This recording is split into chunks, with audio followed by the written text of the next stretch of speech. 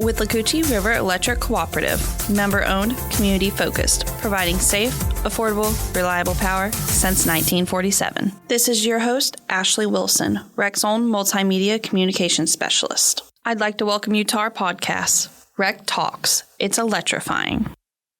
Hello, members. Today we are going to talk about storm restoration efforts.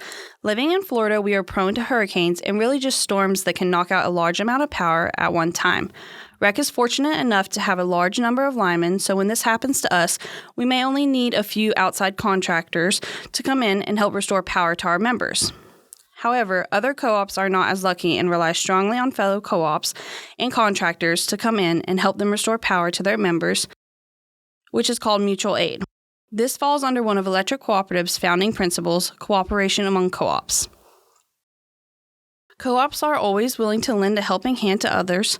For example, when Hurricane Idalia came through, WREC sent 86 of our linemen to help 3 other co-ops through mutual aid efforts.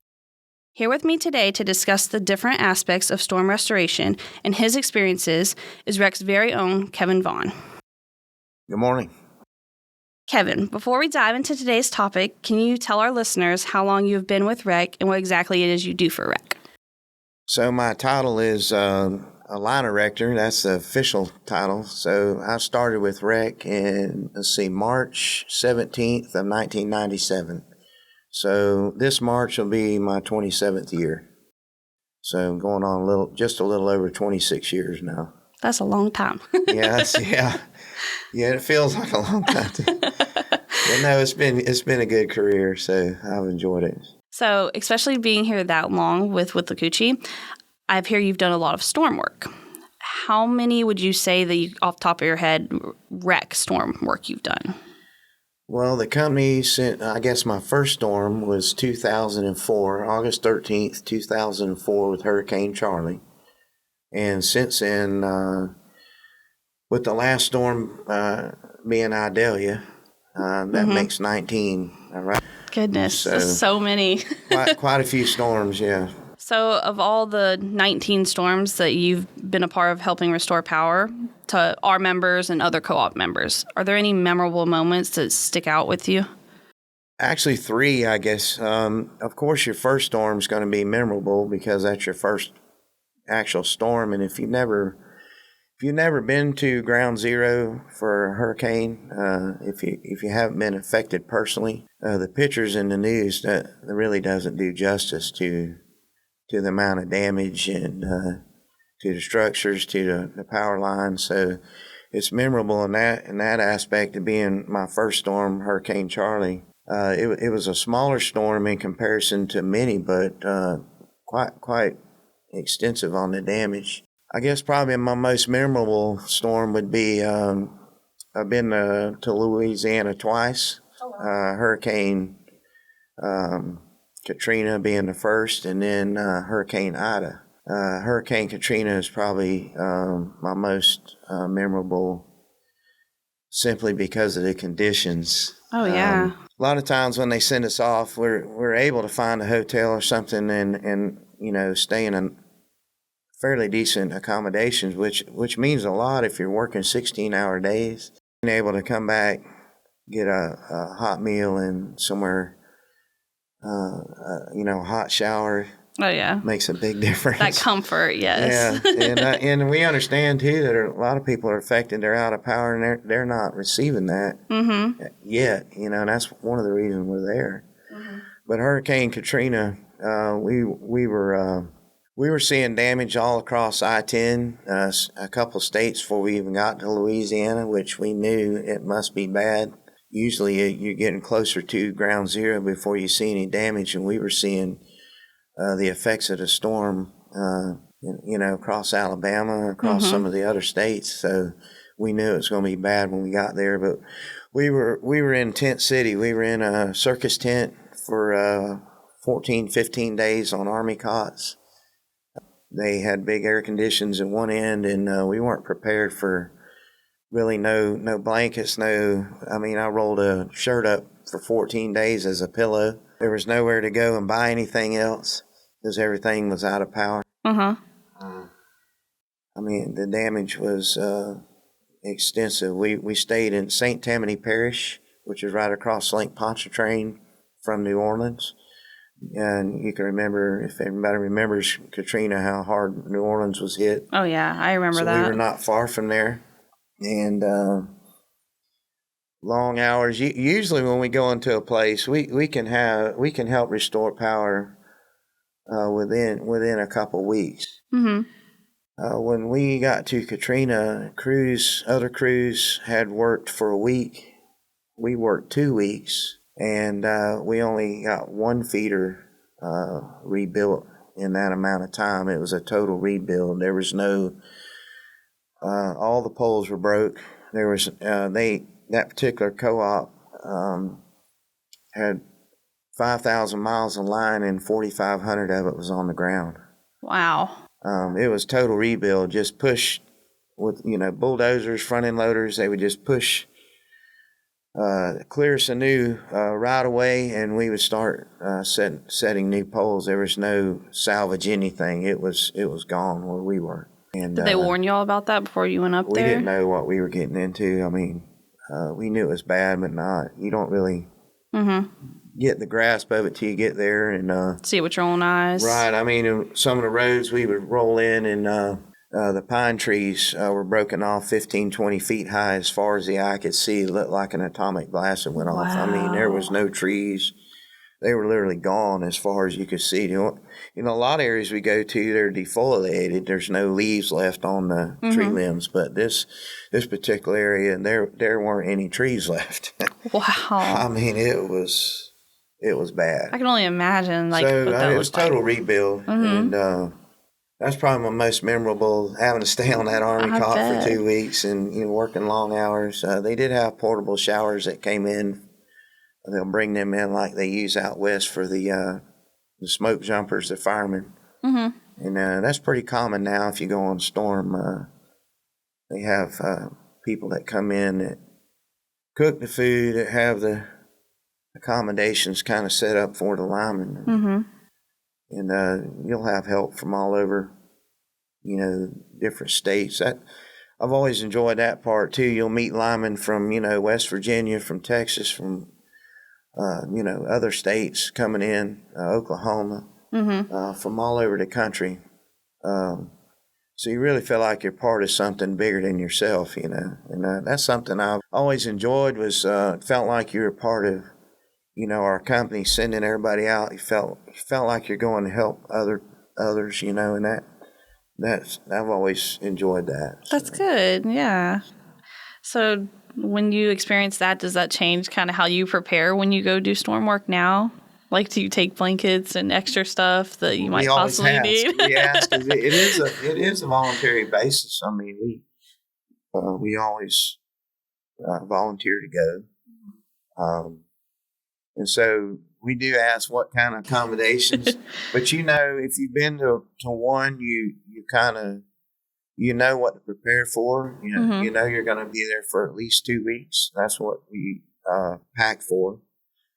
And you may be getting into a situation where accommodations might be a little rough. Yeah. That just comes with the territory. You kind of know what you're signing up for. Right. Yeah. Feels good to go in those areas, though, and help the people that's been affected by that. And those areas are changed forever. That takes years to rebuild. Oh, yeah. It's never the same. Even the locals, a lot of times, can't even tell where they're at, and they've lived there their whole life. Because everything the landscape has been changed. Signs are gone. Buildings are gone a lot of times if you're close to the water. That's where we see most of the damage. The worst damage is closer to the coasts. Yeah, where that impact, that landfall was. Right. That makes sense. So it sounds like that's the worst damage you've ever. That, yeah. What about for our service area, for WREC service area? Hurricane Irma. Irma was the worst that I've worked for us. We, I believe we have, 250,000, 260,000 consumers, somewhere in that number. And we had close to 170, 180,000 out. Wow. So we were affected hard.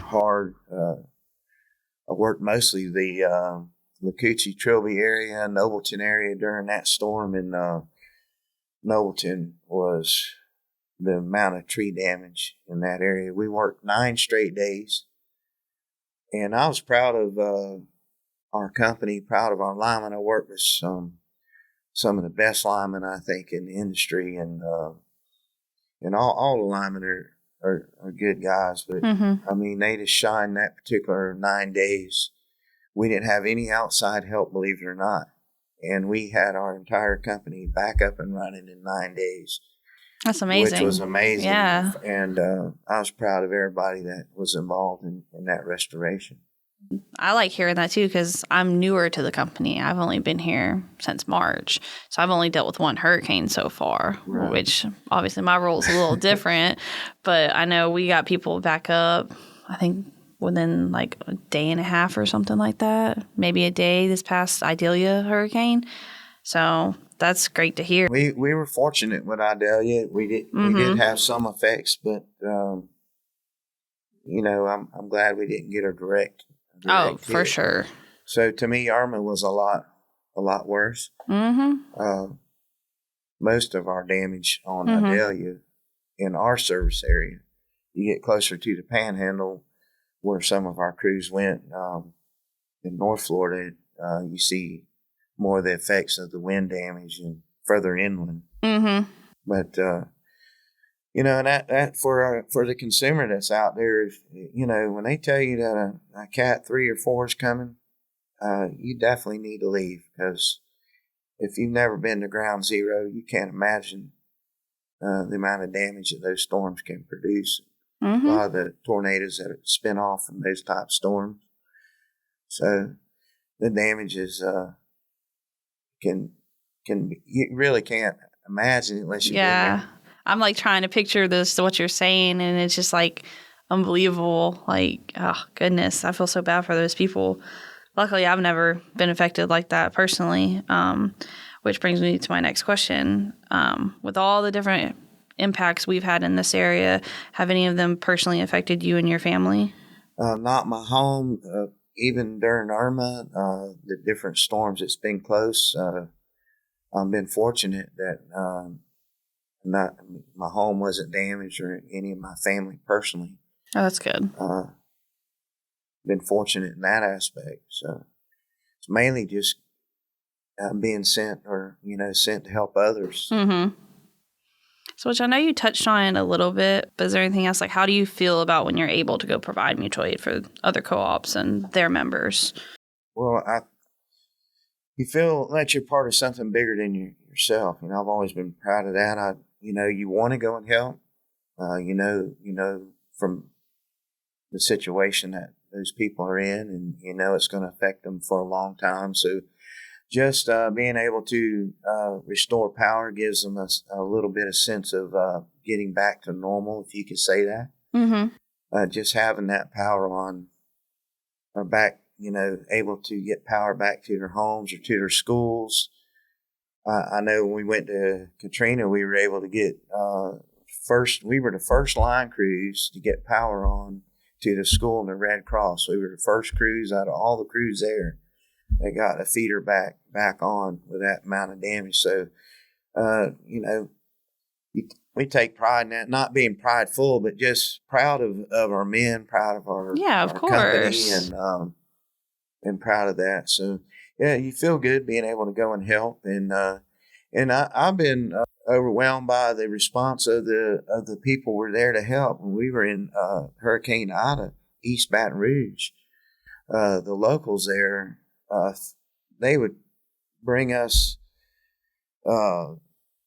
red beans and rice and crawfish etouffee and boudin balls, That's so nice of them. They fed us like kings, and probably one of the best as far as food. Probably one of the best places, if you that I've been to. The food was amazing. But most of the locals, the local people you're there to help, are more than thankful that you're there, and you're affecting them in a positive way just by the way they're bringing water out or Gatorades or how they're showing that appreciation how they're showing to their you. appreciation. And they've been affected, but they still take time to do that.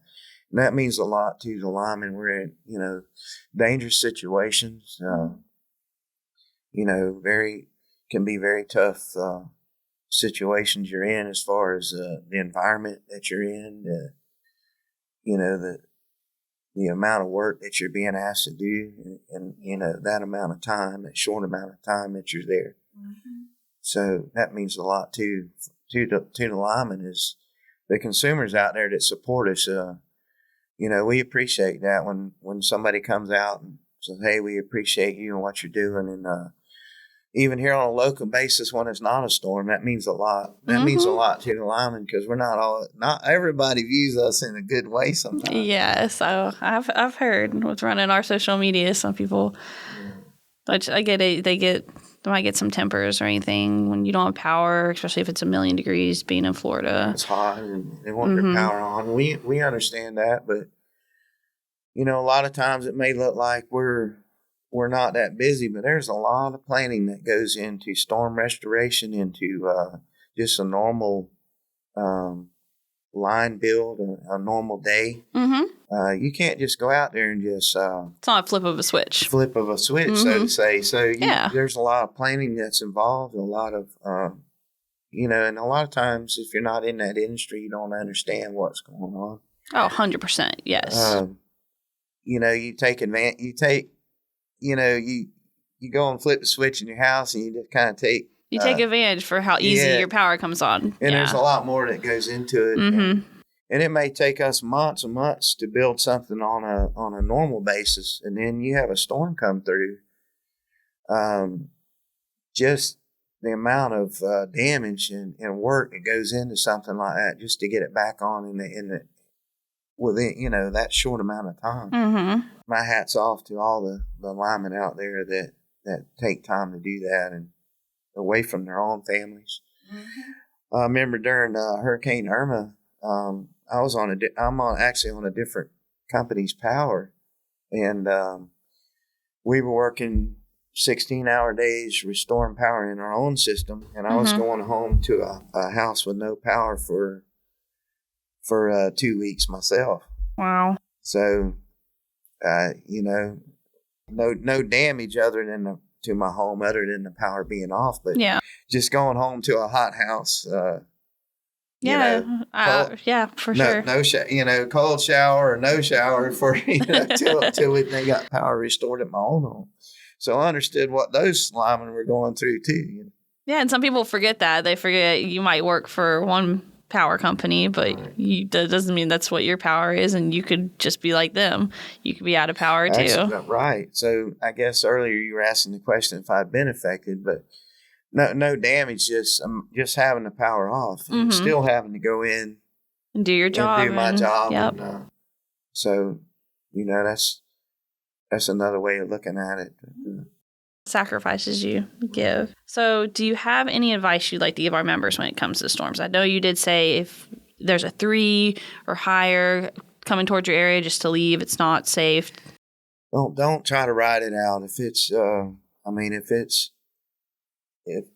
significant storm, listen to the emergency personnel and do what you need to do to secure your family, your homes. Even though it means a lot to you, can be replaced, and we don't want any loss of life. So power lines are down. Don't get near them till it's been secured. And lines look innocent, and a lot of people forget that. You look up there, and it doesn't look like anything's happening, but there's a lot going on. When those lines are energized, and they can be energized on the ground, may not necessarily be de-energized. And we have a saying among the linemen: if it's not grounded, it's not dead. Until grounds are installed, we consider it energized. So if the lines are on the ground, consider it hot.